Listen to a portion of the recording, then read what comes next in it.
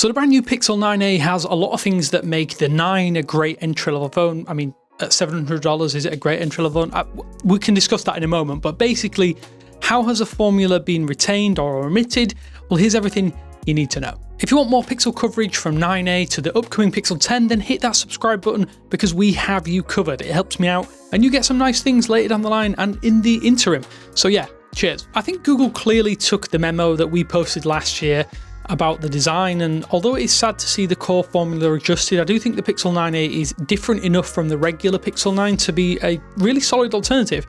It's still very much part of the family, but with changes that make sense for a cheaper, more accessible form factor. There are a lot of, or at least some minor design changes and size changes that do start to make a real difference. The Pixel 9a is almost 2mm taller, a hair over 1mm wider and almost 0.5mm thicker, so no cases will be usable from the regular Pixel 9, but the shape is actually different at the back because the camera is now flush with the backplate. I know a lot of people really like that design and it means you will be able to put it face up flat on a table. Personally, I think it looks sleek, while it simultaneously straddles that old and new design with that circular camera lens section. It's actually a lot better in person than I thought it would be. Despite the size increase, the 9a is 12 grams lighter at 186 grams. The Pixel 9 uses more glass and some more metal, and that therefore comes in at 198 grams, which might be a big deal breaker to you. So the added size also bumps the 9a to a 6.3-inch display on this model versus the 6.1-inch from the Pixel 8a last year. That actually matches the Pixel 9. The difference here is that it has much larger bezels on this cheaper phone, and the actual glass that's used for this is Gorilla Glass 3 for scratch protection. That doesn't diminish either screen though. The maximum brightness is still really high at around 1800 nits, with HDR content and a theoretical 2700 nit maximum in the brightest environments, but I haven't been able to test this thoroughly. At the moment, it does seem really solid across both of these phones. And while the displays are really comparable in quality and consistency, the 9a does actually have a slightly downgraded optical fingerprint scanner, which you may remember from previous generations, versus that ultrasonic in-display reader on the Pixel 9. It's just a little bit more reliable here. This gives biometric unlocks at least the edge on that new base model. Should that be the middle model? It's a base model to me, and although there is face unlock on both, I would recommend using it here on the 9a because it's just going to make it a little bit more consistent. If you value colours as well, these two phones have great selections. The 9a's matte finish I think is a little bit more striking than the glossy Pixel 9's rear finish. The matte finish itself is not limited to those side rails but all over the frame as well, so save that camera cutout. It is pretty, I'd say less reflective, that's the best way to describe it. Both of these also have IP68 ratings, which means you're safe in practically all scenarios. Wet, dry, dust protection, whatever, you've got it here. So while the core is fairly similar because the 9a does have that Tensor G4 chip, it's actually altered slightly with a different Exynos 5300 modem. I think I've got that correct. If it's incorrect, I will put that on screen. It also has Wi-Fi 6E connectivity and 8GB of RAM. The Pixel 9 does have Wi-Fi 7 and it has 12GB. So that means that the 9a actually misses out on a few of the Gemini powered functions that are present on the regular Pixel 9 because it has that actually less onboard RAM. At least for now, it has a modified Gemini XXS model instead of the XS model found on the 9 and 9 Pro. You lose access to some multimodal features, instead get only text processing or text-only processing. That won't affect some of the Gemini Live features, which actually uses cloud processing for that, but it might be something to consider if you do want certain on-device functions. Pixel Screenshots is also not available, it's not bundled in here, which I think is a little bit disappointing because it's a really nice touch to the Pixel 9 series period, but you can use some third-party alternatives. I've been using Pixel Shot on my device to offer similar screenshot and image organization using its own AI processing. You do get the Pixel Weather application, which is available on the Pixel 6 and newer, so that's not necessarily that groundbreaking. Pixel Studio is here though, that's available. It just lets you create stickers and images based on your text prompts.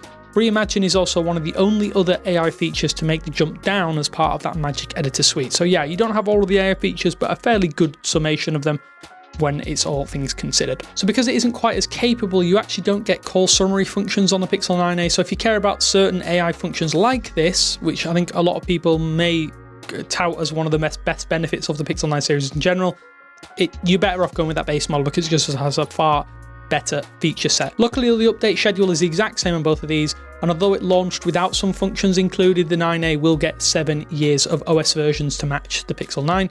The first major update will be Android 16, which is probably going to be coming in a matter of weeks after the device is available for you to buy. One major strength of the Pixel 9 is though that this comes with the largest battery on a Pixel today at 5,100 mAh, and that's 50 mAh bigger than the Pixel 9 Pro XL and a whopping 400 mAh, around about 9% more than the 4,700 mAh battery inside the regular Pixel 9. It also has the exact same Tensor G4 chip like I mentioned, which isn't the most efficient but should last a long time with the extra battery capacity tacked on.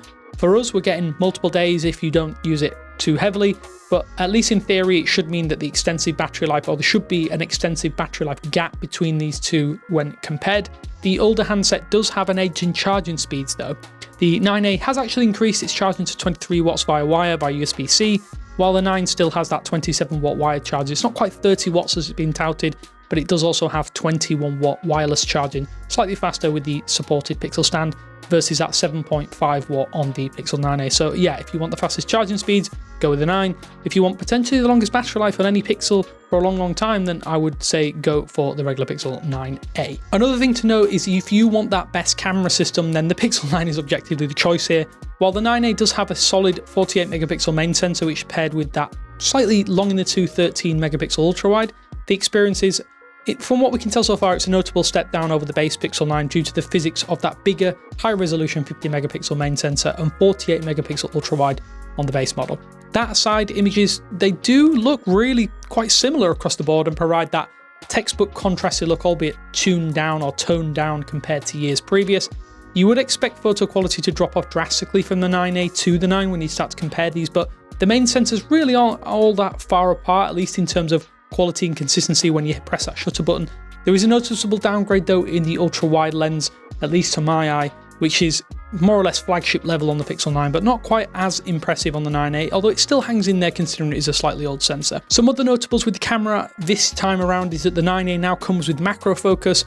This is a fixed option though, there's no option to enable or disable this, at least at this time, or at least at the time of launch. Add Me is also included, so there is an AI function here. It's basically just dual exposure. That lets you just splice photos together to create group shots without everyone being in the frame at the same time. Best Take is also here, but you miss out some of the video options like 10-bit HDR recording and cinematic blur. Audio zoom is also missing and audio magic eraser. It might not produce results quite as comparable to the main Pixel 9 series, at least according to Google's documentation. So which is the better buy? I think realistically for the first time in a few years, there's more of a distinct line in the stand between that regular Pixel phone and the A series, which is something I think we've been crying out for at least over the past few years, even though it does mean that the A series is a really good buy. The Pixel 9a is a different product built with similarities that have been inspired or lifted directly from the Pixel 9, and there's also that great price separation between them, which helps create a more pronounced line in the sand, as I just noted. The Pixel 9 at a discount is probably a better buy, but even at the retail price, the Pixel 9a is a great smartphone, so the retail price is about $500, $499 RRP for anyone who just wants to get themselves into that Pixel lineup. And if you can score a discount, it starts to become a really enticing purchase. You might get some important upgrades plus notable changes to that design formula that I think it doesn't make it feel necessarily like a cheaper imitation of the base model like some of the previous generations have felt.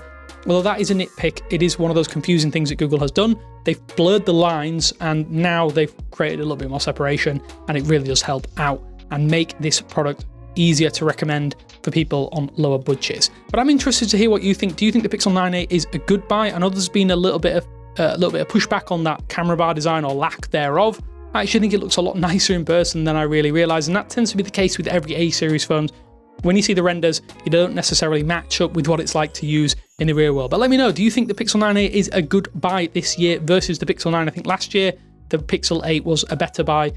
Naturally, it is the case this time around, but only at discount. I think at its retail price, the Pixel 9 is a really, really good purchase. And yeah, let me know what you think down in the comment sections below, and I will speak to you later.